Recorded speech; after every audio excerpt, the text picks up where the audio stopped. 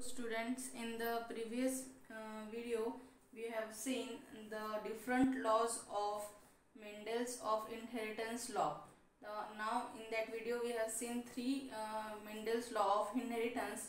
Now we have seen monohybrid cross and dihybrid cross. Then there are another types of crosses just like back cross and test cross. Okay, तर आपण monohybrid cross पाहिलेला आहे आणि डायहायब्रिड cross पाहिलेला आहे. Okay, तर आता आपल्याला स्टडी करायचं आहे बॅक क्रॉस. तर बॅक क्रॉस कशाला म्हणतो आपण? The cross between the F1 individuals and one of the two parents from which they are derived either recessive or dominant, it is called as a back cross. तर back cross कशाला म्हणतो आहे की ज्यावेळेस आपल्याला काय मिळतं की F1 इंडिव्हिज्युअल मिळतं. ओके, ज्यावेळेस आपण काय करतो F1 इंडिव्हिज्युअल मिळतं आणि त्या F1 इंडिव्हिज्युअलला आपण क्रॉस कोणासोबत करायला लावतो? कोणत्याही एका पॅरेंट सोबत ज्यावेळेस आपण त्याला क्रॉस करतो ते आयदर कसं असेल, रेसेसिव्ह असेल किंवा डॉमिनंट असेल, त्यालाच काय म्हणतो? बॅक क्रॉस म्हणतो. ओके, म्हणजे कोणामध्ये होतोय हा क्रॉस? जो F1 individual first filial generation मध्ये जो आपल्याला मिळणारा F1 इंडिव्हिज्युअल आहे त्याचा क्रॉस आपण कोणासोबत करतो? कोणत्याही एका पॅरेंट सोबत त्याच्याच पॅरेंट सोबत जो काय असू शकतो, रेसेसिव्ह सुद्धा असू शकतो किंवा डॉमिनंट सुद्धा असू शकतो, त्यालाच काय म्हणतो आपण? बॅक क्रॉस म्हणतो. ओके, तर हा जो बॅक क्रॉस असतो हा नेहमी टेस्ट क्रॉस असतो असं नाहीच आहे. ओके, त्याच्यानंतर हा जो बॅक क्रॉस आहे हा कशासाठी यूज केला जातो? टू इम्प्रूव्ह करण्यासाठी आणि डिझायरेबल जे कॅरेक्टर्स आपल्याला पाहिजे आहेत, म्हणजे कॅरेक्टर्स जे आपल्याला प्लांट्समध्ये पाहिजे आहेत आणि ते कॅरेक्टर्स इम्प्रूव्ह करण्यासाठी आपण काय करू शकतो? बॅक क्रॉस हेल्प करतं आपल्याला. त्याच्यानंतर हा जो बॅक क्रॉस आहे ज्यावेळेस डॉमिनंट पॅरेंट सोबत होतो. ओके, ज्यावेळेस काय होतं की F1 इंडिव्हिज्युअलचा क्रॉस आपण कोणासोबत करतो? डॉमिनंट पॅरेंट सोबत करतो. त्यावेळेस आपल्याला काय दिसतं की सगळे जे कॅरेक्टर्स आहेत ते कसे दिसतात? डॉमिनंट कॅरेक्टर आलेले आपल्याला तिथे दिसून येतात. आलं लक्षात? इथे काय आहे की बॅक क्रॉस मध्ये ज्यावेळेस आपण डॉमिनंट पॅरेंट सोबत त्याचा F1 इंडिव्हिज्युअलचा क्रॉस करतो त्याच्यानंतर आपल्याला काय दिसतं की त्या इंडिव्हिज्युअल मध्ये सगळेच्या सगळे जे कॅरेक्टर्स आहेत ते कसे आहेत? डॉमिनंट कॅरेक्टर्स आलेले आपल्याला इथे दिसून येतात. Okay, now this is all about the back cross. त्याच्यानंतर टेस्ट क्रॉस. आता टेस्ट क्रॉस कशाला म्हणू आपण? The cross between F1 hybrid and it's homozygous recessive parent. Okay, तर टेस्ट क्रॉस मध्ये काय फरक आहे की जो आपल्याला F1 इंडिव्हिज्युअल किंवा हायब्रिड मिळत आहे त्याचा क्रॉस आपण कोणासोबत करतो? ज्यावेळेस होमोझायगस रेसेसिव्ह पॅरेंट सोबत. ओके, म्हणजे जो फक्त रेसेसिव्ह आहे, होमोझायगस रेसेसिव्ह पॅरेंट आहे त्याच्यासोबत ज्यावेळेस आपण F1 इंडिव्हिज्युअलचा क्रॉस करतो त्यालाच काय म्हटलं जातं? टेस्ट क्रॉस म्हणतो. ओके, तर याच्यात डिफरन्स काय आहे बॅक क्रॉस मध्ये आणि टेस्ट क्रॉस मध्ये?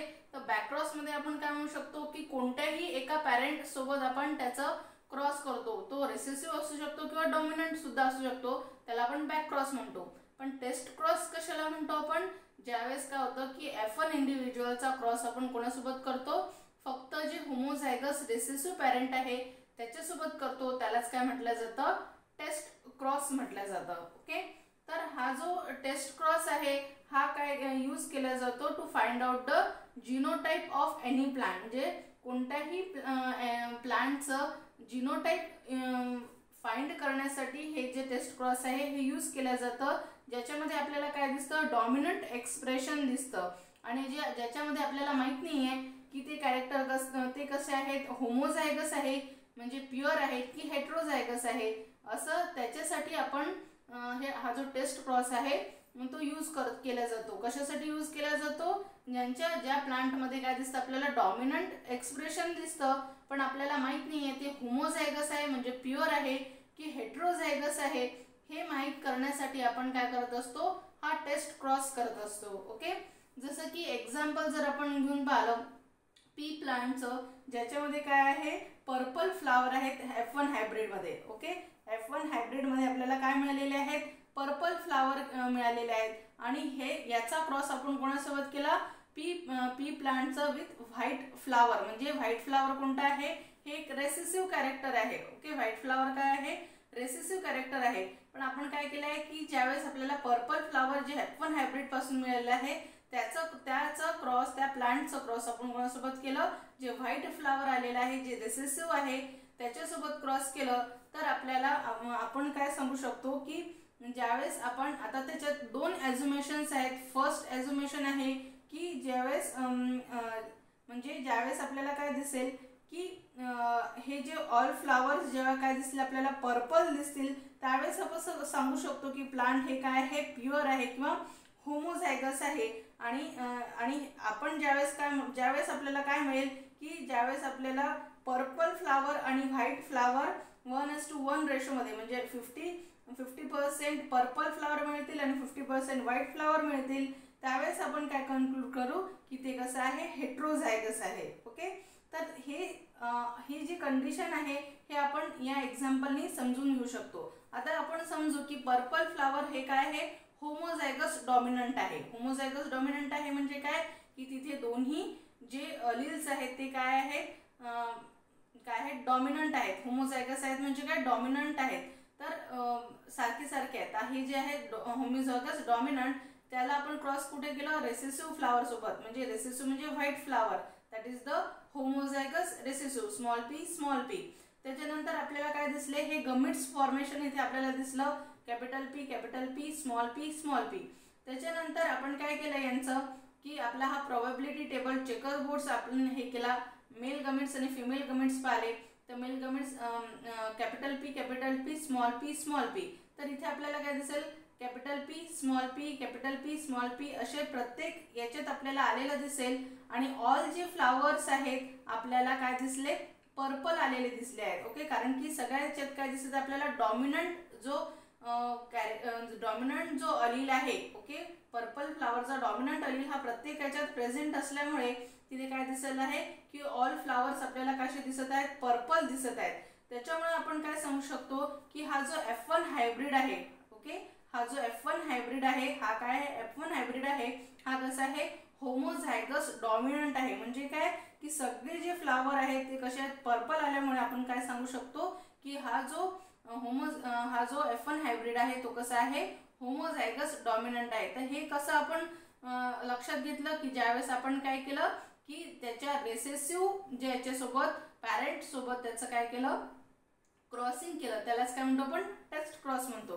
तर आताच आपण समजलं की आता दुसरं ॲझम्पशन जर घेतलं की पर्पल फ्लावर हे काय आहे, हेट्रोझायगस डॉमिनंट आहे. हेट्रोझायगस डॉमिनंट आहे म्हणजे काय की इथे दोन वेगवेगळे अलील्स आहेत, म्हणजे एक डॉमिनंट आहे आणि एक रेसेसिव्ह आहे, त्याला काय म्हणतो आपण, हेट्रोझायगस डॉमिनंट. ओके, तर असे आपण घेतले. आता हा हेट्रोझायगस डॉमिनंट F1 अलील घेतला, ठीक आहे, F1 हायब्रिड घेतला जो पर्पल आहे, त्याचा क्रॉस कुठे केला आपण, रेसेसिव्ह म्हणजे व्हाईट कलरच्या फ्लावर सोबत म्हणजे स्मॉल पी सोबत केलं. त्याच्यानंतर हे आपल्याला गमिट्सचं इथे फॉर्मेशन झालं, कॅपिटल पी, स्मॉल पी. तर मेल आणि फिमेल गमिट्सचं formation capital P, small P आणि रिसेसिव्हचं that is the small P. तर इथे काय दिसत आहे आपल्याला की हा कॅपिटल पी, स्मॉल पी येऊन इथे पर्पल झालेला आहे. त्याच्यानंतर हा स्मॉल पी येऊन इथे व्हाईट कलरचा फ्लावर आलेला आहे. त्याच्यानंतर इथे कॅपिटल पी, स्मॉल पी येऊन इथे पुन्हा पर्पल कलरचा फ्लावर आलेला आहे आणि इथे स्मॉल पी येऊन व्हाईट कलरचा फ्लावर आलेला आहे. ठीक आहे, तर या चेकर बोर्ड्समध्ये आपल्याला काय दिसत आहे की हाफ फ्लावर्स आर पर्पल आणि हाफ आर व्हाईट. तर अर्धे कसे आहेत, पर्पल आहेत आणि अर्धे कसे आहेत, व्हाईट आहे. म्हणजे इथे काय दिसतोय आपल्याला 1:1 रेशो दिसत आहे. ओके, यालाच काय म्हणतो आपण, 1:1 रेशो मिळत आहे. म्हणून या F1 हायब्रिड आपण काय सांगू शकतो, it is a heterozygous dominant. म्हणूनच याच्यावरून काय सांगू शकतो आपण की हा जो F1 हायब्रिड आहे, ओके, हा जो F1 हायब्रिड आहे हा कसा आहे, हेट्रोझायगस डॉमिनंट आहे. तर टेस्ट क्रॉस कशासाठी यूज केला आहे आपण की कोणत्याही प्लांटचं जीनोटाइप माहिती करून घ्यायसाठी जो काय आहे विथ अ डॉमिनंट एक्सप्रेशन आहे याचं जीनोटाइप माहित करण्यासाठी हा जो टेस्ट क्रॉस आहे हा यूज केला जातो. ओके, त्याच्यानंतर हा जो